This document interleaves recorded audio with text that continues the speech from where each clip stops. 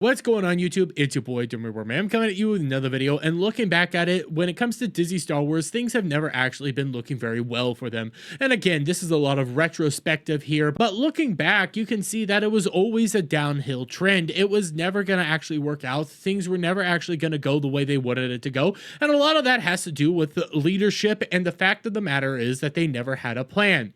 And despite what all the mainstream outlets will have you believe, when it came to the initial Force Awakens trailer, people were actually interested in the black character that was on the screen, Finn. People were curious about him. People were wondering what's going on here, what's happening, why is he holding a lightsaber, could he be related to Mace Windu, who knows. People were actually curious there, especially because a lot of the movie and the trailer was marketing it as he was integral to the overall story. Well, we ended up seeing that that wasn't the case in later movies, but now we have John Boyega returning to the mainstream to say some of the most insanely insufferable things that we've heard time and time again because, well, he has to get some sort of recognition right now.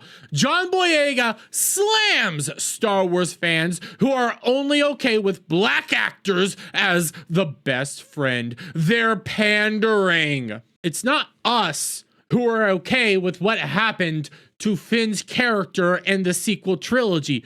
In fact, a lot of the main criticism of the sequel trilogy was the fact that they sidelined Finn's character.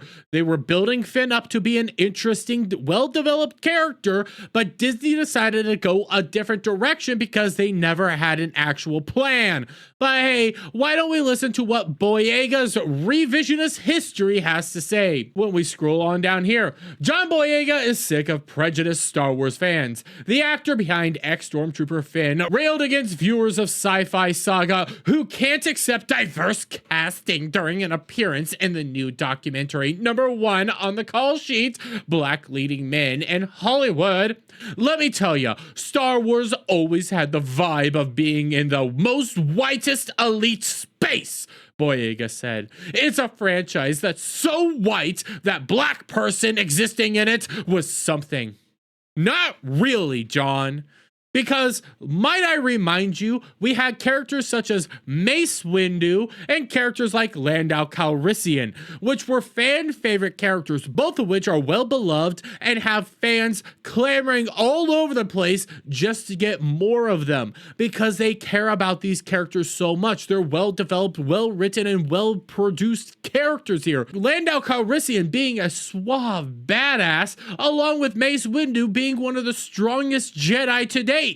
These are characters people love and adore. But hey, you know, John Boyega tries to beat that one aside when we continue on. Boyega went on to explain the inherent problems with the Star Wars films and fans making a big deal out of the incredibly small handful of black characters. You could always tell it's something when some Star Wars fan tries to say, well, we had Lando Calrissian and had Samuel L. Jackson, he said. It's like telling me how many cookie chips are in the cookie dough. It's like they just scatter that in there, bro. Wait, but the fact of the matter that those two characters are beloved. Those two characters are characters that people really identify with and have fond memories of, disproves your entire point. It's not our fault that your character got sidelined. In fact, the fans really dislike the fact that they sidelined your character, bastardizing it and made you into some clown of a character.